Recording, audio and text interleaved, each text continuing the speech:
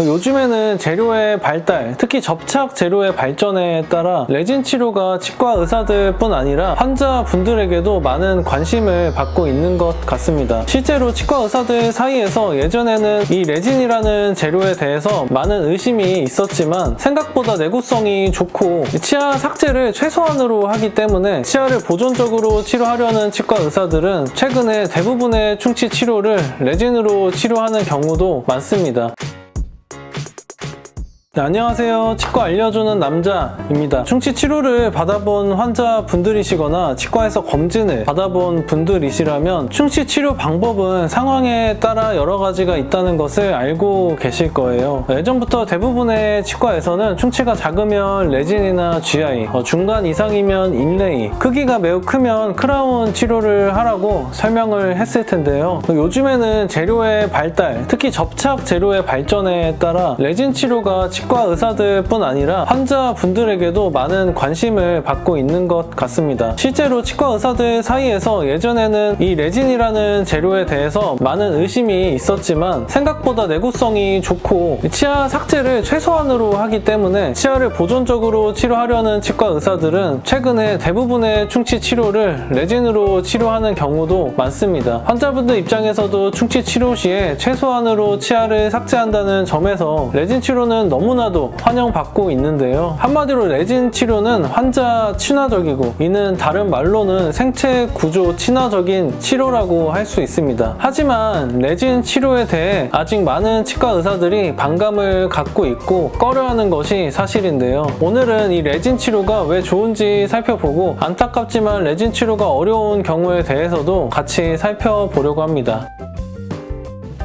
레진 치료의 첫 번째 장점은 처음에 말씀드렸다시피 충치 치료 부분만 최소한으로 치아를 삭제한다는 것인데요. 인레이나 크라운 치료를 하는 경우에는 충치 부분 이외에 모양을 잡기 위한 부가적인 치아 삭제가 필요한 반면에 레진 치료는 이를 최소화할 수 있습니다. 즉 충치 치료 부분만 제거하고 해당 부분만 레진으로 채워주는 식인데요. 그렇다면 이 레진 치료 시에는 온전히 충치 부분만 제거할 수 있나? 라고 물어보신다면 꼭 그렇지는 않습니다. 레진 치료 역시 치료하기 위한 부가적인 치아 삭제가 어느 정도는 필요하지만 인레이나 크라운 등의 다른 치료보다는 적다는 것인데요. 레진 치료의 두 번째 장점은 치료가 하루 만에 끝난다는 점입니다. 이 인레이나 크라운 등의 치료는 본을 떠서 보철을 만들어서 붙이는 과정으로 진행하기 때문에 보철물을 만드는 시간이 필요한 반면에 레진은 치료 시작과 동시에 끝나는 치료입니다. 따라서 환자분들이 여러 번 방문할 필요 없이 한 번의 방문으로 치료를 마무리할 수 있습니다. 세 번째 장점은 자연스럽다는 점인데요. 레진은 치아와 색이나 재료적인 성질이 유사하기 때문에 매우 자연스러운 결과를 만들어낼 수 있습니다. 이는 특히 앞니 레진 치료에서 다른 치아들과 조화로운 자연스러운 모양을 만들어낼 수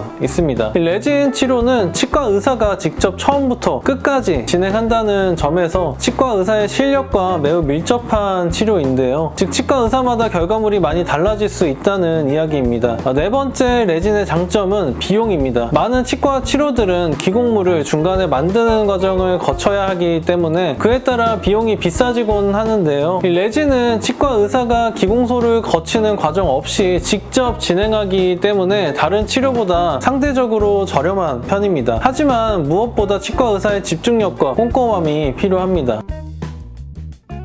앞에 말씀드린 레진 치료의 장점만 보면 정말 완벽한 재료라는 생각을 하는데요. 하지만 레진 치료는 몇 가지 한계점이 있습니다. 레진 치료 시에 중요한 것이 방습, 즉 습기가 없어야 한다는 것인데요. 구강 내에서는 습기가 기본적으로 높기 때문에 레진의 실패 가능성이 높아질 수 있습니다. 따라서 적절한 방습을 확보하기 힘든 부분에서는 레진 치료 시에 실패 가능성이 높아집니다. 레진 치료 실패 시에는 접착 실패 증상으로 치아가 시리거나 통증이 생길 수 있는데요. 레진 치료는 또한 힘을 많이 받는 교두 부분에서는 추천되지 않습니다. 이 치아에서 교두라는 부분은 치아의 울퉁불퉁한 부분에서 뾰족한 부분을 말합니다. 많은 논문에서 교두 부분의 레진은 장기적으로 치아가 부러질 가능성이 더 높다고 이야기합니다. 즉 교두 부분이 포함된 충치의 경우에는 레진이 적합하지 않는 치료 방법일 수 있습니다.